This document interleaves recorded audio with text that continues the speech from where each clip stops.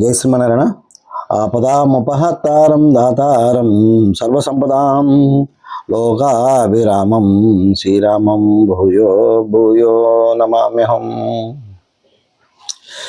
శ్రీమద్ రామాయణం వాల్మీకి మహర్షి రచించిన శ్రీమద్ రామాయణాన్ని యథాతథంగా అందించాలని ఒక యజ్ఞంగా ప్రారంభించి ఈరోజు మనం 41 సర్గలోకి ప్రవేశిస్తున్నాం. దీనికి ముందు ఏం జరిగిందంటే సగర కుమారులందరూ కూడా కపిల మహర్షి చేతిలో భస్మీపట్నం అయిపోయారు. ఆ తర్వాత ఈ సర్గ విశేషం ఏంటంటే అంశమంతుడు యజ్ఞాసమును తీసుకుని వచ్చిన. ఇప్పుడు యజ్ఞాన్ని పూర్తి చేయాలి. సగర మహారాజు పూర్తి చేయాలంటే ఖచ్చితంగా యజ్ఞాసం తీసుకురావాలి. ఇప్పుడు అంశమంతుడు పౌత్రుడు అంటే మనవడు బయలుదేరాడు. ఓ రఘురామ, సగర మహారాజు తన పుత్రులను ఎంతకాలమునకు మరల రాకుండా దిగులు పడి తేజస్వి అయిన వెలుగొందుచున్న పౌత్రుడు అంశమంతుడితో ఇట్లు పడిగాను. ఎప్పుడైతే ఈయన రాలేదు, ఎన్ని రోజులు అయిపోయింది, గడిచిపోయింది, కొంతకాలం గడిచిపోయింది. ఎప్పుడైతే కుమారులు రాకపోయేటప్పటికి ఏం చేశాడు, తన దగ్గర ఉన్నటువంటి మనవడిని అంశమంతుడిని పంపించాడు. పంపించి ఏం చెప్తున్నాడంటే, నాయన నీవు సూర్యుడవు, సమస్త విద్యలు నేర్చినవాడువు, పరాక్రమంలో నీ పినతండ్రులకి సమానుడువు, అంటే నువ్వు తక్కువవాడు కాదు. అలాగే యజ్ఞాసునికి వెళ్ళి నీ పినతండ్రులు ఏమైనా తెలియదు, అసలు ఏమైనా తెలియదు, వారిని అశ్వమును దాన్ని అపహరించిన వారిని వెతుకుము.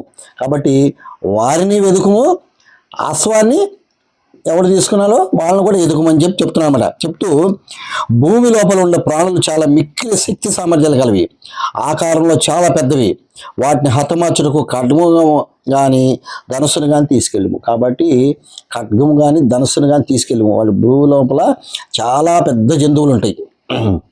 నాయన పూజలకు నమస్కరింపము, పెద్దవాళ్ళకి నమస్కరింపు. పూజలు నమస్కారం అంటే పెద్దవాళ్ళకి గౌరవంగా నీ కనపడ్డ వాళ్ళకి నమస్కరించము. అలాగే నీ ప్రయత్నమునకు అడ్డు వచ్చి వారిని కూడా చంపివేయము. ఎవరైతే నేను ఇది వద్దు అంటారో వాళ్ళు చంపి కృతార్థుడివై మళ్ళీ వచ్చి నా యజ్ఞము పూర్తి చేయము. కాబట్టి తిరిగి వచ్చి మళ్ళీ నా యజ్ఞాన్ని నువ్వు పూర్తి చేయాలి అని అంశమంతుడితో చెప్తాడు, మనవుడితో చెప్తున్నాడు. మహాత్ముడైన సగరుని యొక్క చక్కని ఆదేశం అనుసరించి అంశమంతుడు ధనస్సు ఖడ్గమును గ్రహించి వేగంగా వెళ్ళినావు. ఈయన చాలా మంచివాడు కాబట్టి ఎప్పుడైతే తాతగారి మాట విని ఖడ్గము ధనస్సు తీసుకొని బయలుదేరాడు. ఓ నరోత్తమ, శ్రీరామ, సగరించి ఆదేశింపబడిన అంశమంతుడు మహాత్ముల వలె పెద్ద పినతండ్రులు తవ్విన భూమార్గమును అనుసరించను. ఎప్పుడైతే తన పినతండ్రులు ఏదైతే మార్గం తవ్వారో ఆ మార్గమే బయలుదేరాడనమాట. బయలుదేరిన తర్వాత దైత్యులు, దానవులు, రాక్షసులు, పిశాచములు, పక్షులు, నాగులు మొదలగు వారిచే పూజింపబడుచున్న దిగ్గజాలని మహా తేజస్వైన అంశమంతుడు చూశాను. తన తండ్రులు ఏదైతే చూశాడో వాటన్నిటినీ కూడా దిగ్గజాలని ఈ అంశమంతుడు కూడా దర్శించాడనమాట. దర్శించి ఏం చేశాడంటే చూడండి, అతడు దానికి ప్రదక్షిణం వచ్చి కుశలం అడిగి తన పినతండ్రుల జాడ గురించి అశ్వమును అపహరించి వాని గురించి వినయంతో ప్రశ్నించాను. వినయంతో అడుగుతున్నాడు, ఈ అశ్వం కనిపించలేదు, నా పినతండ్రులు కనిపించలేదని. అంతటి దిగ్గజము అంశమంతుడు పలికిన మాటలకు, ఓ అంశమంతా, నీవు కృతార్థుడై త్వరలోనే యజ్ఞాశ్వంతో వెళ్ళగలవు అని పలికిందనమాట. యజ్ఞాశ్వాలు అభయం ఇచ్చింది, నువ్వు తొందరలోనే కృతార్థుడివై నీ యొక్క యజ్ఞాశ్వం తీసుకొని వెళ్ళగలుగుతావు అని చెప్పి ఆ దిగ్గజం పలికిన మాటలు విని అతని క్రమంగా దిగ్గజములు అన్నింటినీ కూడా వినయపూర్వకంగా ప్రశ్నించాను. ఇప్పుడు మనం అనుకున్నాం, ఇంతకుముందు అధ్యాయం చెప్పుకున్నాం, మహాపద్మం అలాగా 4 చోట్ల అన్ని దిక్కుల్లో ఈ యొక్క మహాగజంతో కూడిన పేర్లతో కూడినటువంటి ఇవి భూమిని మోస్తున్నాయి అన్నమాట. వీటన్నిటిని కూడా దర్శించాడు, నమస్కరించుకున్నాడు. అలాగే దేశకాలంకు అనుగుణంగా భాషించు తీరును, ఎదుటివారి అభిప్రాయం గుర్తించి ప్రతిభగలయు ఆ దిగ్గజములన్నీ అతన్ని గౌరవించి నువ్వు యజ్ఞాసంతో త్వరలోనే మీ తాతకారి కడకు చేరగలవని నడువునే. ఒక్కొక్కళ్ళ మాట చాలా సౌమ్యంగా ఉంటుంది. సౌమ్యవంతుడి మాట ఎప్పుడూ సౌమ్యంగా ఉంటుంది. వాడు ఎలాంటి విపత్తు నుంచైనా సరే జయించుకొని రాగలడు. అలాంటి వాడు అంశమంతుడు. మరి తండ్రి బిడ్డలే, మరి చూడండి తండ్రికి బిడ్డలకి ఎంత తేడా ఉంటుందో. కాబట్టి మన మాటే మన సమాజంలో మన గౌరవాన్ని ఇస్తుంది. మనం ఎంత మాట తీరు మార్చుకోగని ఎంత సమాజంతో ఎంత మెలగలుగుతో సమాజానికి అంత దగ్గర అవుతాం అనమాట. అలాగే త్వరగా అంశమంతుడు ఆ దిగ్గజం పలుకులను ఆలకించి తన పినతండ్రులు భస్మరాశి పడి ఉన్న చోటుకు వెళ్ళాడు. ఒక చోట భస్మరాశి పడిపోయింది, అక్కడికి వెళ్ళాడు, చూశాడు.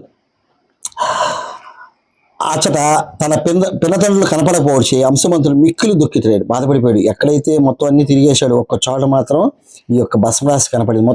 మొత్తం అన్ని దిగ్గజాలు దర్శించుకున్నాడు, వెళ్ళాడు. చివరికి అక్కడ ఒక పెద్ద కుప్ప రాసి 60,000 మంది అంటే పెద్ద కుప్ప రాసి ఉంది. అవి చూసి దిగులు పడ్డాడు.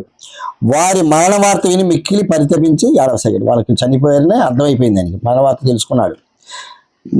బాగా దుఃఖపడిపోయాడు. దుఃఖ సాగంలోకి లోనైన ఆ నరశేషుడు అతని సమీపమైన అటు ఇటు తిరుగుతున్న యజ్ఞాశ్వాన్ని కూడా చూశాడు. యజ్ఞాశ్వాన్ని కూడా చూశాడంట. ఆ పక్కన ఉన్నటువంటి యజ్ఞాశ్వాన్ని కూడా దర్శించాడు. అతడు తన పినతండ్రులకు తర్పణాలు ఇచ్చుటకు సంకల్పించాడు. ఎప్పుడైతే వీళ్ళందరూ చనిపోయారని ఇక తర్పణాలు ఇవ్వబోయాడు. తర్పణాలు ఇవ్వడానికి అక్కడ నీళ్ళు ఎక్కడుండి, అందులోకై ఆ తేజస్సు జలమునకై తిన్నగా అటు ఇటు చూసుకున్నాడు. కానీ అక్కడ జలాశయం ఏ మాత్రం కనపడలేదు. అతడు తన నిశ్చిత దృష్టిని పరిశీలింపచేయగా తన పినతండ్రులకు మేనమామ అయిన వాయువేగం గలవాడైన ఖగరాజైన గరుత్మంతుడు కనపడ్డాడు. విష్ణుమూర్తి వాహనం ఎవరు? గరుత్మంతుడు. ఈ గరుత్మంతుడి యొక్క చెల్లెలే ఈయన తండ్రి చేసుకున్నటువంటి రెండవ భార్య, వీళ్ళ తాత చేసుకున్నటువంటి రెండవ భార్య. కాబట్టి ఆయన మేనమామ, వీళ్ళకి మేనమామ, ఎవరికి చనిపోయిన వాళ్ళందరికీ మేనమామ. ఆయన అక్కడ ఉన్నాడన్నమాట. అక్కడ తిరుగుతున్నాడు గరుత్మంతుడు. ఎప్పుడైతే గరుత్మంతుడు అక్కడ తిరుగుతున్నాడో ఖగరాజు అని గరుత్మంతుడు కనపడ్డాడు. అంతలో మహాబలశాలి అయిన వైనతేయుడు అతనితో ఇట్లన్ను, ఓ నరోత్తమ, శోకింపకము, నీ పినతండ్రుల మృతి లోకహితమునికే జరిగింది. కాబట్టి నువ్వు బాధపడద్దు.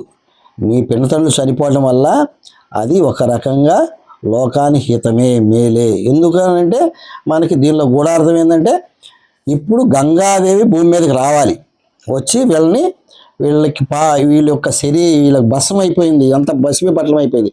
వీళ్ళకి పుణ్యలోకాలు రావాలంటే ఖచ్చితంగా గంగాదేవి భూమి మీదకి రావాలి. ఇప్పుడు శ్రీరాముడు అడిగిన ప్రశ్నకు సమాధానం ఇక్కడ వస్తుందన్నమాట మనకి. అంతటా మహాబలశాలైన వైనతేయుడు అతనితో ఇట్లను, ఓ నరోత్తమ, శోకింపవం, నీ పినతండ్రులు లోకహితంగా జరిగింది. మహాబలశాలైన నీ పినతండ్రులు మహానుభావుడైన కపిలుని కోపాగ్నికి దగ్నమైరి. వీరికి లోకమర్యాదను అనుసరించి తర్పణాలు విడవదగదు. కాబట్టి కొన్ని గొప్పవాళ్ళ ద్వారా మరణిస్తే వాళ్ళకి తర్పణాలు విడవద్దని చెప్తూ ఏం చెప్తున్నాడు, అందులో బ్రాహ్మణ చేతిలో, అలాగే చండాలుడి చేతిలో జలములు, సర్పములు, పిడుగుపాటు, బ్రాహ్మణులు, కోరలు గల జంతువులు, పశువులు మున్నగు వాని వల్ల మరణించిన వారికి పాపాత్మలకు వసంగిన తర్పణములు పిండదానంలో వారికి చేరకే ఆకాశమే నశించును. వాళ్ళకి చేరవంటాయి.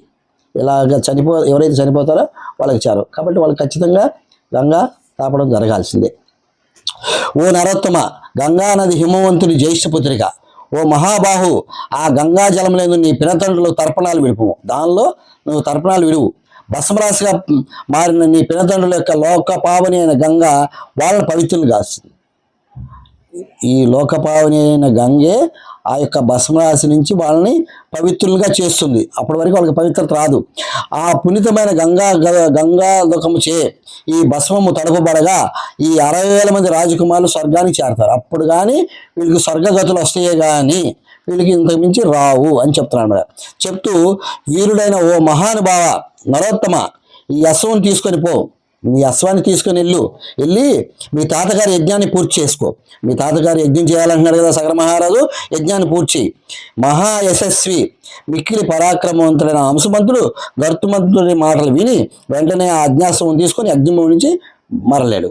ఎప్పుడైతే తన తండ్రికి మామగారైనటువంటి ఈ యొక్క ఖగమహారాజు వైనతేయుడు గరుత్మంతుడు విష్ణుమూర్తి యొక్క అవతారం, విష్ణుమూర్తి యొక్క వాహనం, ఆ నారాయణుడు ఆ వాహనం. ఎప్పుడైతే గరుత్మంతుడు చూసామో అంటే ఆ నారాయణుడు దర్శించినట్టే. అలాంటి వాడు అనమాట. వీరుడైన మహానుభావు ఈ అశ్వం తీసుకొని పొమ్మన్నాడు. మహాయశస్వి మిక్కిలి పరాక్రమంతుడు అంశవంతుడు గరుత్మంతుడి మాటలు పాటించి వెంటనే యజ్ఞాశ్వం తీసుకొని తిరిగి బయలుదేరి ఓ రఘునందన, విశ్వామిత్రుడు చెప్తున్నాడు, ఓ రఘునందన, అతడు యజ్ఞ దీక్షలో ఉన్న సగర మహారాజు కాడికి ఎగి తాను వైనతేయుని చెప్పిన మాటలను యథాతథంగా చెప్పాడు. ఎప్పుడైతే వైనతేయుడు ఏం చెప్పాడో ఆ మాటలన్నీ కూడా యథాతథంగా రాజుగారికి చెప్పాడు. సగర మహారాజు అంశుమంతుడు తెలిపినటువంటి భయంకరమైన పుత్ర మరణ వార్త విని చాలా దుఃఖం చెందాడు. ఎప్పుడైతే తన 60,000 మంది పుత్రులు చనిపోయారో ఆ మాట వినేటప్పటికి ఎక్కడ లేని దుఃఖాన్ని చెందాడంట. పిమ్మట అతడు యథావిధిగా కల్పోక్త ప్రకారం యజ్ఞంలో నిర్వర్తించాడు. యజ్ఞాన్ని అయితే ఆపలేదు. ఇక్కడ చూడండి, మనవడు ఉన్నాడు కాబట్టి యజ్ఞాన్ని ఆపలేదు, యజ్ఞం నిర్వర్తించేశాడు. ఉత్తమ గుణములు గల ఆ మహారాజు యజ్ఞమును ముగించుకొని తన నగరానికి చేరాడు. చేరిన తర్వాత గంగని తీసుకొచ్చే విషయమై అతను ఒక నిర్ణయం రాలేకపోయాడు. కాబట్టి అతను ఒక నిర్ణయం తీసుకోలేకపోయాడు. గంగాదేవిని తీసుకురావడం అంటే అది చిన్న విషయం కాదు. దేవతలు ప్రార్థిస్తేనే దేవతాలోకానికి చేరింది.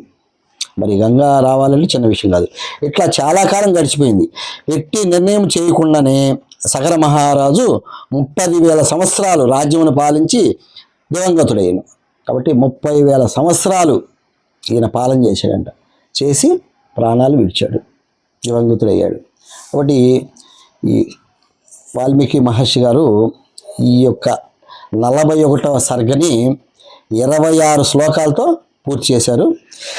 ఇత్యార్షే శ్రీమద్ రామాయణే ఆది కావ్యే బాలకండే ఏకచత్వారి సంసర్గ వాల్మీకి మహర్షి విరచితమైన ఆది కావ్యమైన శ్రీమద్ రామాయణమునందుని బాలకాండమునందు 41వ సర్గ సమాప్తము. జై శ్రీమన్నారాయణ.